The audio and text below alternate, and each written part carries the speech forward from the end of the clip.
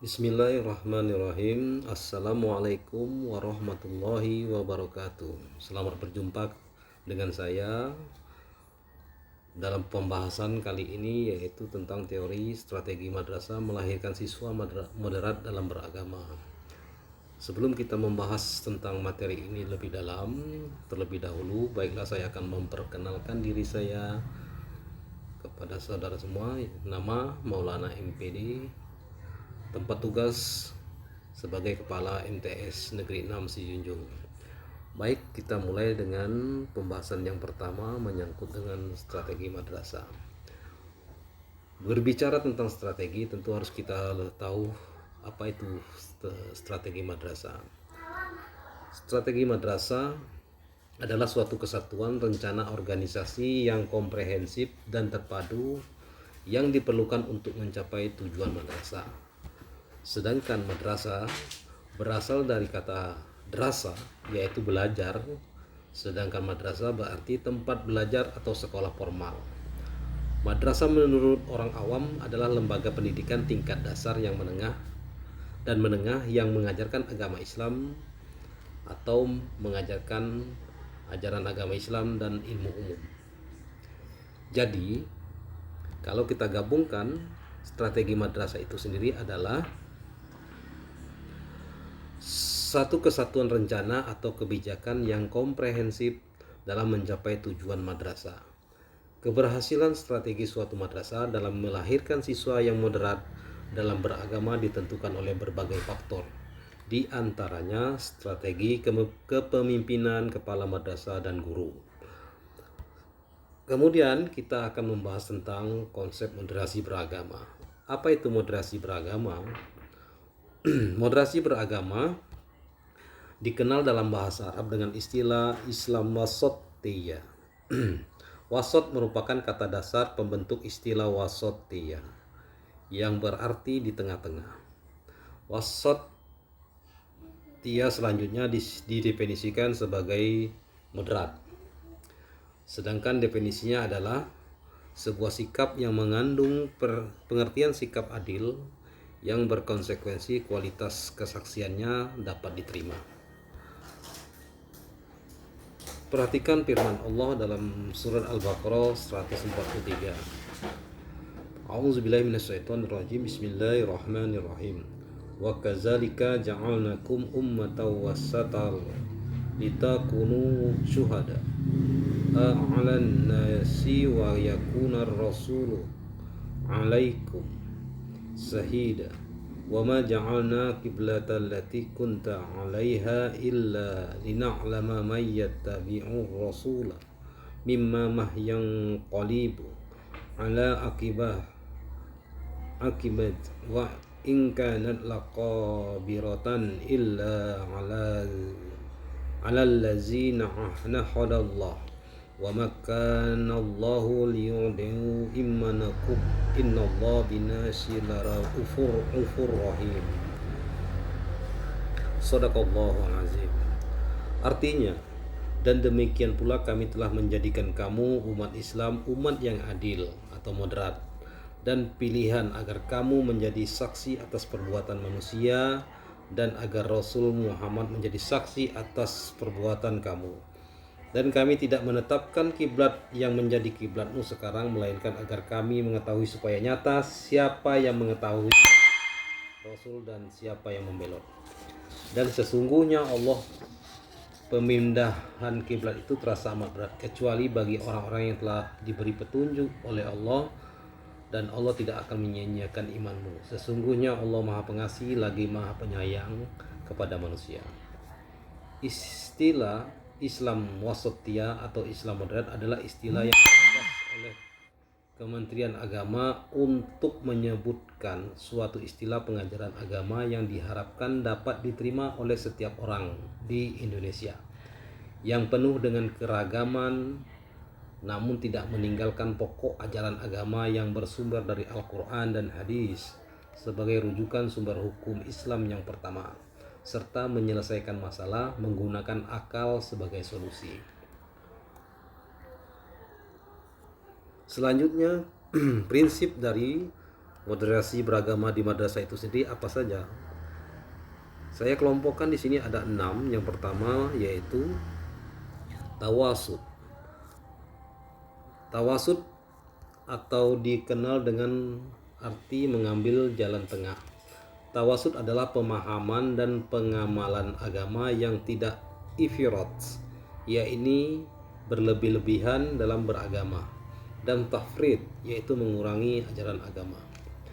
Kemudian prinsip yang kedua yaitu tawazun.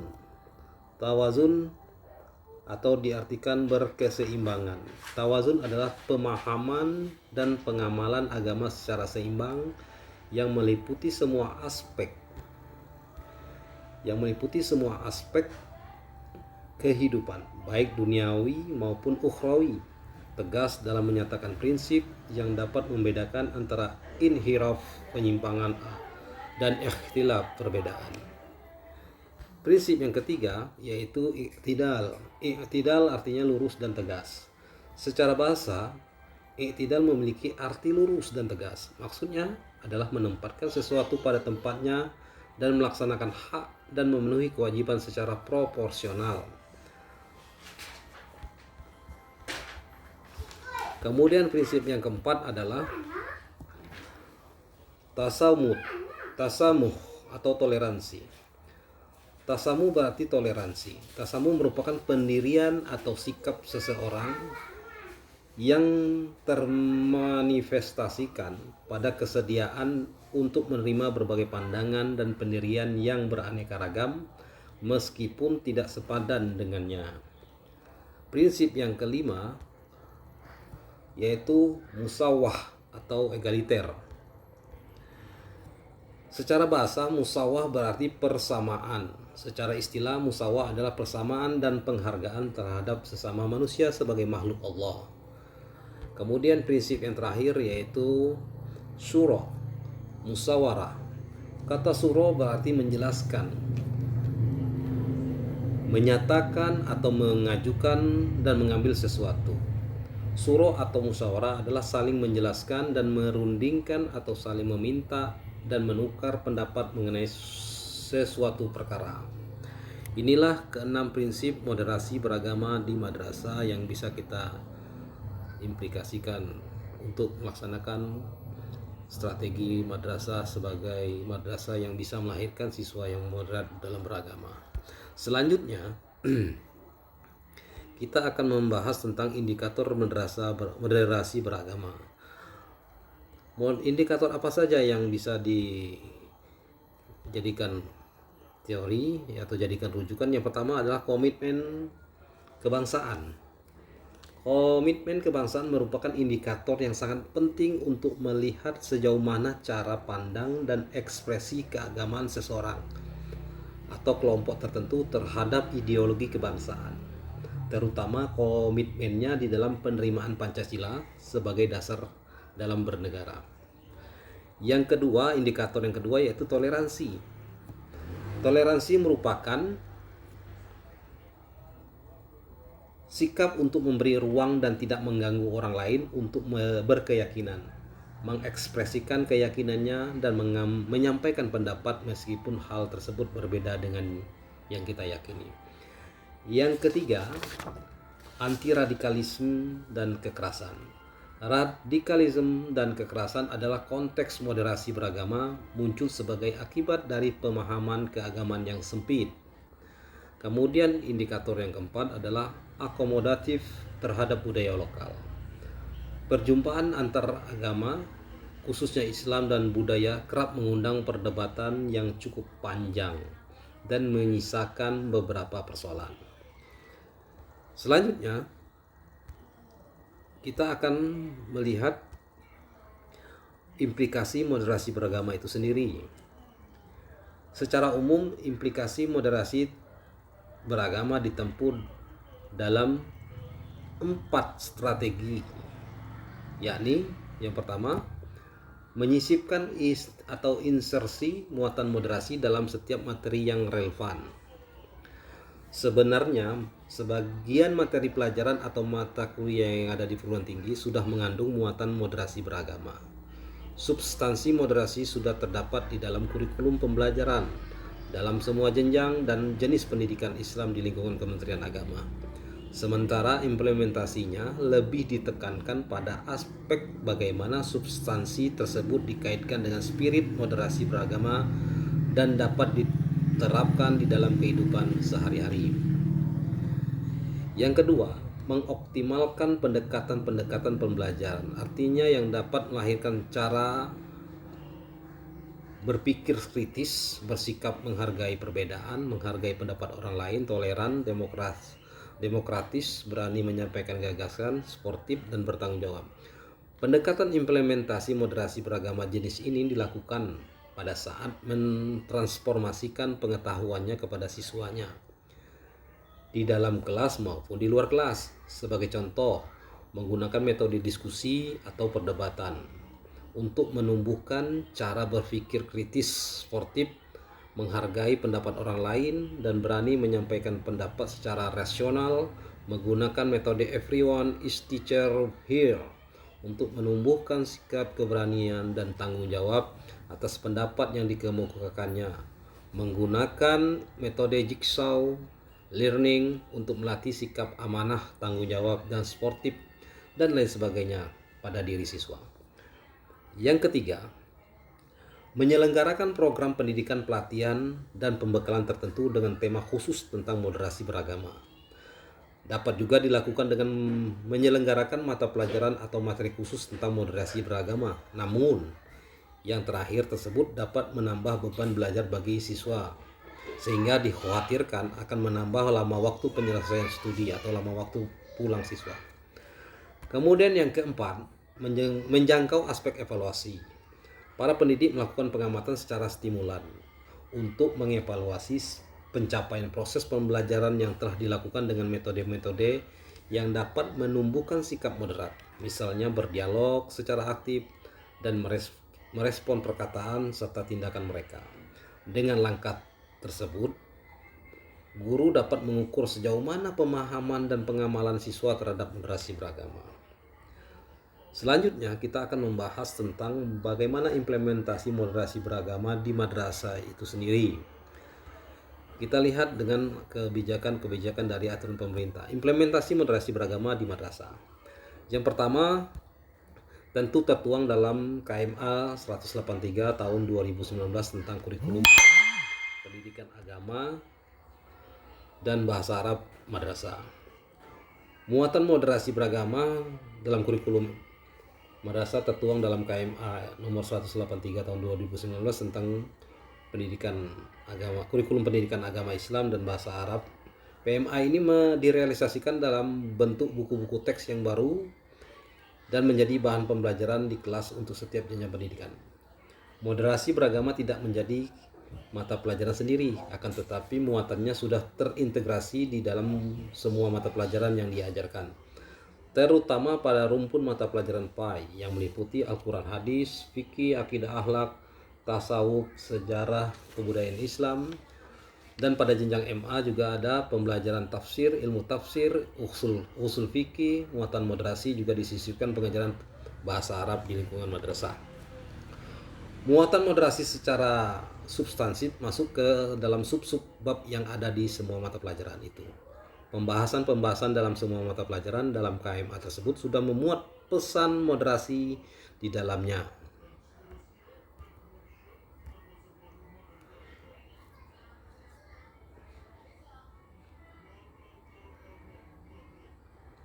Kemudian yang kedua, tertuang dalam KMA 184 tahun 2019 memuat pedoman implementasi moderasi beragama, penguatan pendidikan karakter dan pendidikan anti korupsi. Muatan moderasi dimasukkan ke dalam kurikulum dan diimplementasikan berdasarkan pedoman implementasi tersebut. KMA 184 yang memuat pedoman implementasi moderasi beragama, penguatan pendidikan karakter dan pendidikan anti korupsi. Pendidikan anti korupsi. Lalu kita lanjut ke bagaimana peran guru, karena guru ada sebagai ujung tombak dalam penyampaian atau menyampaikan implikasi atau mengajarkan implikasi, memasukkan implikasi moderasi beragama di kelas. Kita lanjutkan peran strategi madrasah melahirkan siswa moderat dalam beragama.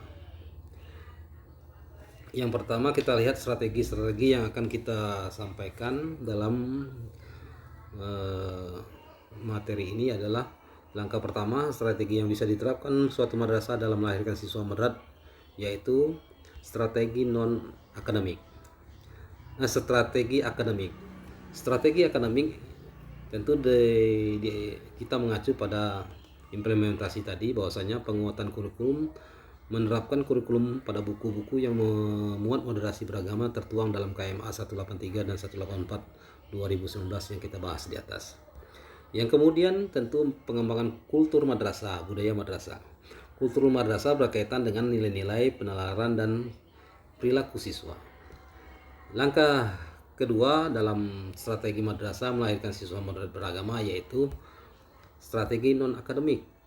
Apa itu strategi non akademik yang bisa kita lakukan? Yang pertama, pembinaan ekstrakurikuler yang menggalakkan dialog, pelatihan, pembinaan keagamaan di antara siswa baik yang seagama maupun yang beda agama, yang dipimpin atau yang dibimbing oleh guru untuk membangun rasa saling pengertian sejak dini di antara siswa. Yang kedua, peraturan madrasah, membuat tata tertib yang memuat butir-butir peraturan madrasah yang berisikan nilai-nilai moderasi beragama. Kemudian tentu kita harus tahu tentang bagaimana peran guru menanamkan moderasi beragama di kelas atau di madrasah. Yaitu tentang yang pertama tentang pembinaan. Pembinaan yang menyakup yang pertama pembinaan dalam segi keagamaan. Kita tahu bahwasanya pendidikan nasional adalah untuk mencerdaskan kehidupan bangsa.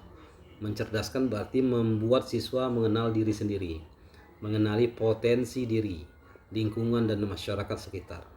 Guru harus mampu memberikan pencerahan tentang moderasi beragama antar agama di siswa menjadi manusia yang mendamaikan baik di lingkungan madrasah maupun di lingkungan masyarakat.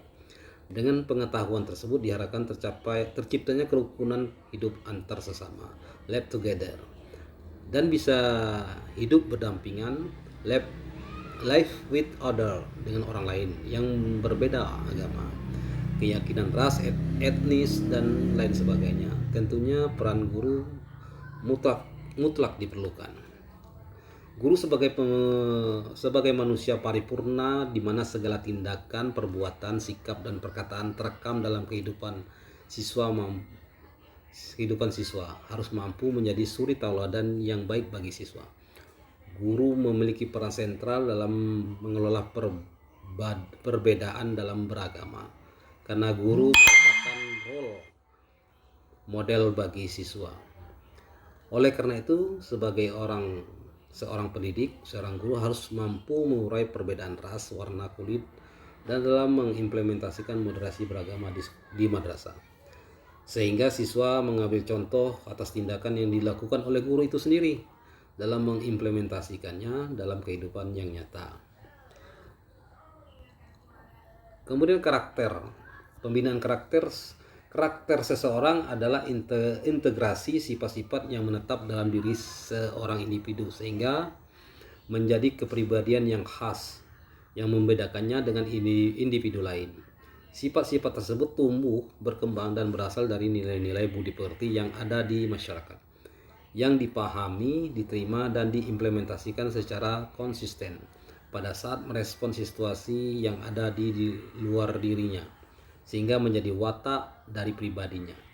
Siswa yang berkarakter baik secara moral adalah yang mengetahui kebaikan, mengingat kebaikan, yang melakukan kebaikan secara terus-menerus sehingga menjadi kebiasaan. Baik kebiasaan berpikir, kebiasaan bersikap, juga kebiasaan dalam melakukan perbuatan, baik dalam kaitannya dalam hal keberagamaan maupun dalam kehidupan sosial dan individu. Pembinaan karakter siswa di madrasah bertujuan untuk membentuk jiwa moderat beragama sejak dini. Siswa yang moderat itu memiliki ciri-ciri. Yang pertama, dia memiliki identitas diri dan pandangan dunia yang didasarkan pada proyeksi Al-Quran. Yang kedua, menghasilkan kebajikan dengan mengambil jalan tengah dari pemahaman Islam. Tiga, membantu menciptakan harmonisasi sosial dan keseimbangan dalam kehidupan individu, keluarga, masyarakat maupun antar manusia yang lain. Yang berikutnya, adat istiadat. Sejarah memang membuktikan bahwa bangsa Indonesia sudah dikenal sebagai masyarakat yang plural dengan segala macam keragaman yang ada. Di saat bersamaan, agama-agama yang berkembang di Indonesia telah menjadi bagian dari budaya dan aktivitas masyarakat termasuk lingkungan madrasah. Di madrasah sendiri memang untuk keberagaman agama tidak ditemukan karena siswa madrasah beragama Islam seluruhnya. Akan tetapi menyangkut adat istiadat, siswa madrasah terdiri beraneka ragam asal-usul suku dan budayanya. Tentunya hal ini juga menjadi perhatian pihak madrasah untuk melakukan pembinaan di bidang adat istiadat untuk memperkenalkan adat istiadat yang beraneka ragam ke siswa yang lain supaya melahirkan sikap toleransi dan pengertian di kalangan siswa madrasah.